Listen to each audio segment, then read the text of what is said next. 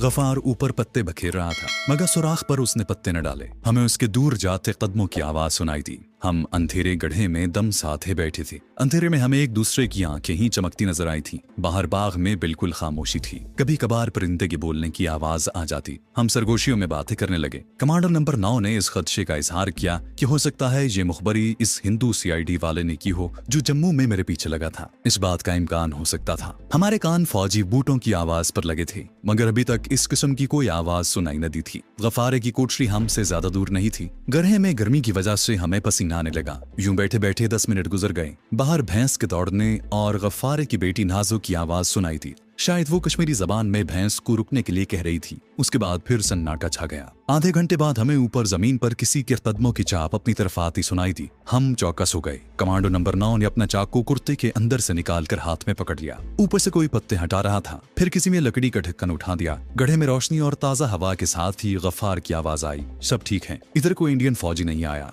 बाहर निकल आओ। मैंने खुदा का शुक्र अदा किया। इस मेन होल में उकड़ू बैठे बैठे एक बार तो वाकई नानी याद आ गई थी। गड्ढे से निकलकर हम दरख्तों के नीचे से होते हुए वापस कोठरी में आ गए। गफारे की बेटी नाजो कोठरी के बराबर छोटे से आंगन में भैंस के आगे चारा डाल रही थी। वो हमारी तरफ देखकर मुस्कुरा दी। दोपहर को गफार ने हमें पालक और चावल खिलाए। शाम तक हमने आराम किया। गफार चला गया था। कमांडर नंबर 9 रैकी की स्कीम तैयार करता रहा। रात हो गई थी। जब गफार आया वो अपनी बेटी को नीचे गांव में अपनी बहन के हाथ छोड़ आया था। उसने आकर बताया कि एक नया मिलिट्री कैनवॉय शाम को पहुंचा है। उसने हमारे साथी कमांडो नंबर 9 को मशवरा दिया कि वो आज रात रैकी पर न जाएं। मगर हमारा साथी न माना और कहने लगा, मिलिट्री कैनवॉय तो आते ही रहते हैं, हमें अपने ऑपरेशन को लेट नहीं करना चाहिए। मैं आज रात ही पेट्रोल पर जाऊंगा, जो मेरे लिए कोई नई बात नहीं है। मैं रैकी पार्टियों के साथ अक्सर कश्मीर में आता जाता रहता हूँ। जब रात गहरी हो गई तो कमांडो नंबर 9 ने अपने देहाती लिबास के ऊपर कंबल की बुक्कल मारी, अपना वाहिद हथियार बड़ा कमानीदार चाकू कुर्ते के अंदर छुपाया और बोला, अगर मैं वापस न आया तो कमांडो नंबर 8 मेरी जगह जाएगा। पेशगी सुराख रसानी के बगैर पुल उड़ाने की कोशिश न करना। जिंदा रहा तो इस दुनिया में, वरना दूसरी दुनिया में मुलाकात होगी।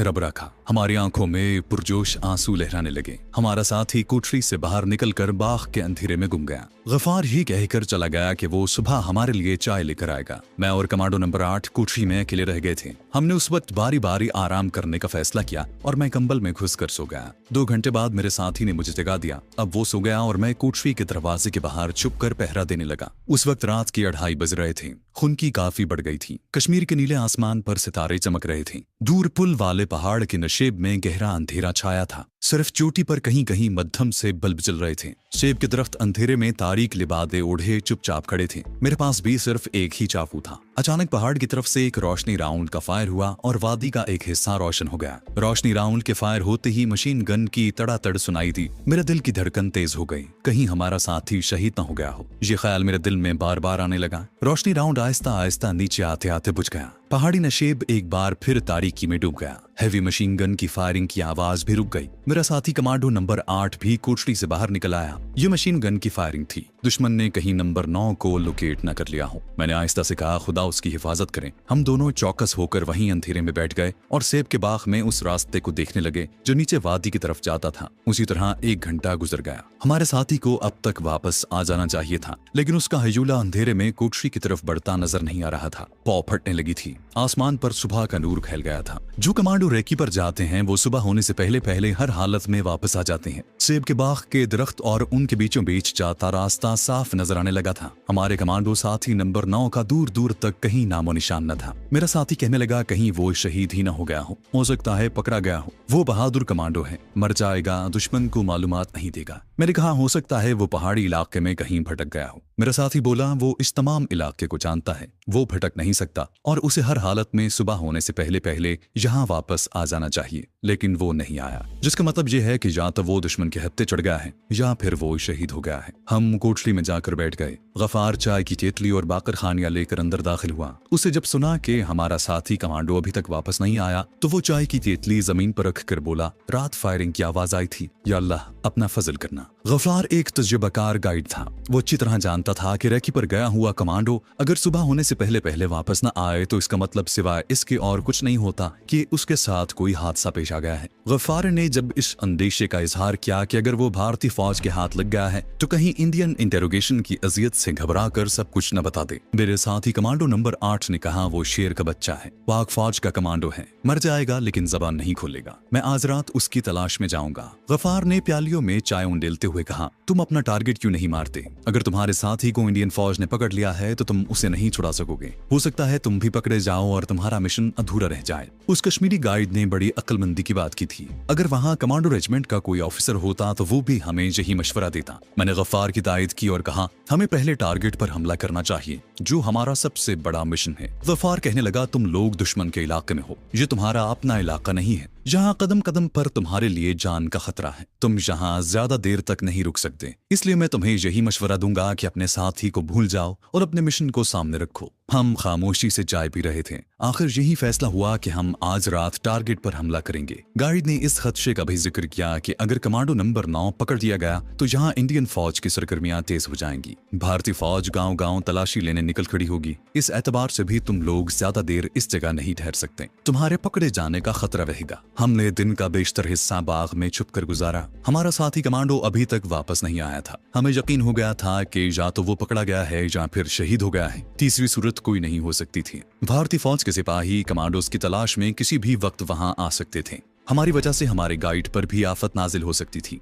भारतीय सिपाही उसे हलाक करके उसकी बेटी को अगवा करके ले जा सकते थे। चुनाचे हम अपने मिशन पर रवाना होने के लिए रात के अंधेरे का बेताबी से इंतजार करने लगे। खुदा खुदा करके दिन गुरूब हुआ और शाम का अंधेरा हर सू फैल गया। हमने गफ्फारे की कोठरी में छुपे हुए ऑपरेशन की तैयारियां शुरू कर दी थी। हमने चाकू, पिस्तौल, लाइट मशीन गन और डायनामाइट के छोटे सिलेंडर अपनी कमर के गिर्द बांध लिए। 3 सिलेंडर मेरे पास थे और 3 सिलेंडर मेरे साथी कमांडो के पास थे। हमने मिसवारी रंग के कपड़े पहन रखे थे। हमारे रंग सांवले थे, इसलिए चेहरे पर कालक मलने की जरूरत नहीं थी। गफ्फार ने भी काली चादर ओढ़कर उसमें अपना मुंह और सर छुपा लिया था। हम तीनों ने अपनी अपनी घड़ियां मिला ली। 3-3 हैंड ग्रेनेड हमारी जेबों में पिस्तौल के साथ पड़े थे। जब रात आधी गुजर गई तो मेरे साथी कमांडो ने कहा, खांसी और बातचीत बंद, अब हमें कीड़े मकोड़ों की तरह आगे बढ़ना होगा। वो जब जमीन पर चलता है तो उसकी आवाज पैदा नहीं होती, हमारी आवाज भी नहीं आनी चाहिए। गफ्फार ने टारगेट तक हमारी रहनुमाई करनी थी। उसने आहिस्ता से कहा, मैं इशारों में बात करूंगा, अशद जरूरत के वक्त सिर्फ हल्की सी सरगोशी करूंगा। जवाब में तुम बिल्कुल नहीं बोलोगे, सिर्फ अपना सर हिलाओगे। हम दुश्मन के पेट में जा रहे हैं। दुश्मन को अहमक मत समझना, उसने हमें पकड़ने के लिए जगह जगह फंदे लगा रखे हैं। दुश्मन बहुत चालाक है, होशियार और हमारा जानी दुश्मन है। आओ अब अल्लाह का नाम लेकर चलते हैं। हम कोठरी से आगे पीछे होकर निकले और रात के अंधेरे और गहरी खामोशी में सेब के सुनसान बाग में से गुजरते हुए शुमाल मगरिब की तरफ ढलान पर एक छोटी सी पगडंडी उतरने लगे। हमारा गाइड आगे आगे था, उसके पीछे कमांडो नंबर 8 और उसके पीछे मैं था। हम इस तरह कदम उठाते चल रहे थे कि हमारे जूतों की जरा सी भी आवाज पैदा न होती थी। गफ्फार हमें ढलान से उतार कर एक घाटी में ले गया जहाँ छोटे छोटे बेशुमार पत्थर बिखरे हुए थे। इन पत्थरों को पीछे छोड़ते हुए हम एक खुश्क पहाड़ी नाले में उतर गए। हम थोड़ा थोड़ा फासला डालकर एक कतार में चल रहे थे। एक जगह नाले के ऊपर पत्थर का कटाव था। इस कटाव में से पानी रिस कर नीचे गिर रहा था। हम पत्थर के किनारों को पकड़कर उस कटाव में आ गए। ये एक छोटा सा गार था। हम गार की दीवार में उगी हुई जंगली झाड़ियों के सहारे आगे बढ़ते चले गए। ये पहाड़ी के अंदर ही बहने वाला कोई गार नुमा नाला था। उसके 2-3 मोड़ मुड़ कर बाहर निकले तो सामने एक ऊंचा सा खेत नजर आया। अंधेरे में खेत की फसल हवा में लहरा रही थी। गफ्फार आहिस्ता से बैठ गया। हम भी फसल की ओट में बैठ गए। गाइड गफ्फार ने बहुत ही धीमी सांस जैसी सरगोशी की। तुम यहीं बैठो, मैं आगे देख कर आता हूँ। वो अंधेरे में गायब हो गया। हमें वहां अंधेरी रात के सन्नाटे में बैठे जब 10 मिनट गुजर गए तो मुझे ख्याल आया कि कहीं ये गफ्फारा डबल गेम तो नहीं खेल रहा, कहीं ऐसा तो नहीं कि ये दुश्मन से मिला हुआ है और हमें पकड़वाने वाला है। जब मैंने सरगोशी में अपने साथी कमांडो से इस खदशे का इजहार किया तो उसने सरगोशी ही में जवाब दिया।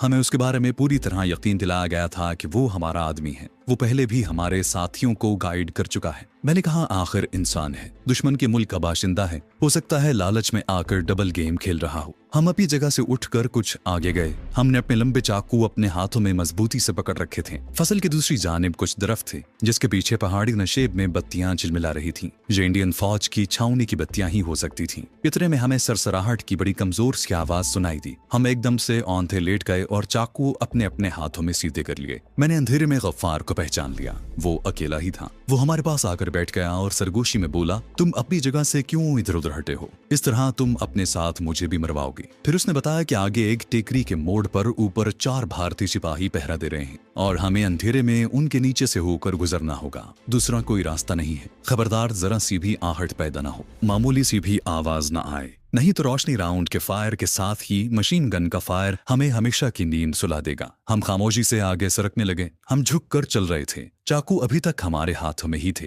दरख्तों से निकले तो आगे वो छोटी सी टेकरी आ गई जिस पर इंडियन फौज की पोस्ट थी। अंधेरे में ये जगह जरा सी उभरी हुई थी। ये इंडियन पोस्ट के बंकर के सिवा और कुछ नहीं हो सकता था। हमें इस पोस्ट के नीचे से होकर गुजरना था। वफार ने हमें लेट कर रेंगने का इशारा किया। हम तीनों जमीन पर लेट गए और सांप की तरह आगे रेंगने लगे। टेकरी की पोस्ट ज्यादा दूर नहीं थी। हम झाड़ियों से बचकर आगे बढ़ रहे थे क्योंकि झाड़ियों के साथ रगड़ से आवाज पैदा हो सकती थी। मुझे ये भी फिक्र लगी थी कि अगर ये भारतीय फौजी चौकी है तो इसके 2-3 आदमी जरूर नीचे गश्त पर होंगे। मैंने चाकू मजबूती से पकड़ रखा था। अब जो हो सो हो, हम दुश्मन की दाढ़ी के ऐन नीचे पहुंच गए थे। हम किसी शदीद जख्मी सांप से भी कम रफ्तार से रेंग रहे थे। गफार भी एक माहिर कमांडो का नमूना पेश कर रहा था। न जाने ये बेगरज कश्मीरी मुजाहिद कितनी बार हमारे आदमियों को लेकर इस पुल से रात पर से गुजरा था।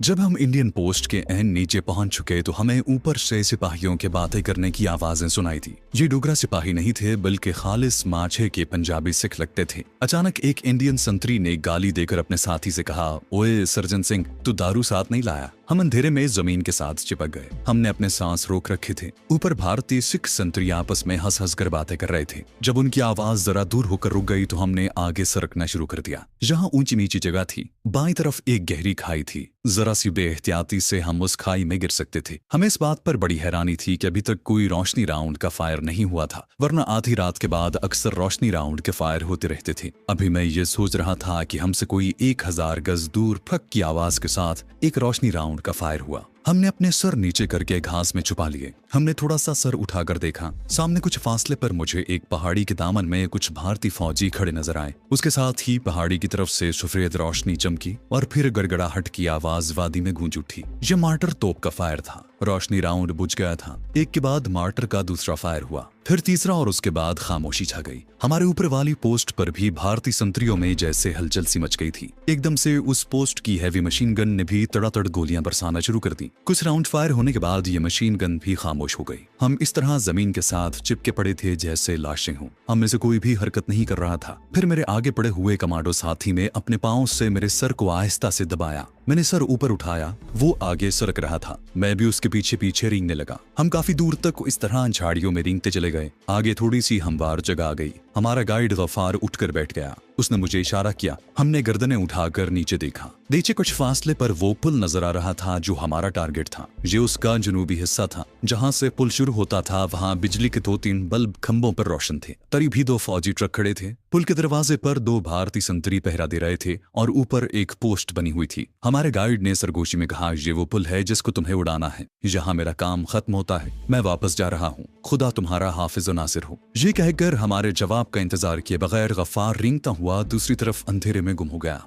गफ्फार का काम वाकई जहां आकर खत्म हो गया था। उसने हमें टारगेट पर पहुंचा दिया था। अब जो कुछ भी करना था हमें करना था। मेरा साथी गौर से नीचे देख रहा था। वो धीमी सरगोशी में बोला, हमें पीछे से होकर पुल के नाले में उतरना होगा। लगता है नाले में पानी खुश्क हो गया है। मैं भी पुल को देख रहा था। पुल काफी बड़ा था और दूसरे सिरे पर जो पोस्ट थी उसकी रोशनियां धुंधली सी नजर आ रही थी। हमें इस पुल को दोनों तरफ से उड़ाना था। मेरे साथी कमांडो ने अपनी घड़ी पर निगाह डाली और कहा कि अभी दिन निकलने में काफी वक्त है। हमें जितनी जल्दी हो सके पुल के नाले में पहुंच जाना चाहिए। इस तरफ से आओ। वहां से नीचे उतरने के बाद हमने रेंगने की बजाय झुककर चलना शुरू कर दिया। ये ढलान थी जो नीचे एक बल खाती सड़क पर से गुजरकर आगे नाले के नशेब में उतर गई थी। बल खाती छोटी सी सड़क साफ नजर आ रही थी। हम बड़ी फुर्ती और होशियारी से नीचे उतर रहे थे क्योंकि हम पोस्ट से दूर निकल आए थे। लेकिन मेरे दिल में गश्त करते भारतीय संतरियों का खतरा बराबर सर उठा रहा था। मगर वहां इतना मौका नहीं था कि मैं अपने साथी कमांडो से इस खतरे का इजहार करता। वो मुझसे 6-7 कदम आगे तेज तेज चला जा रहा था। हमारे इर्द गिर्द झाड़ियां ही झाड़ियां थी।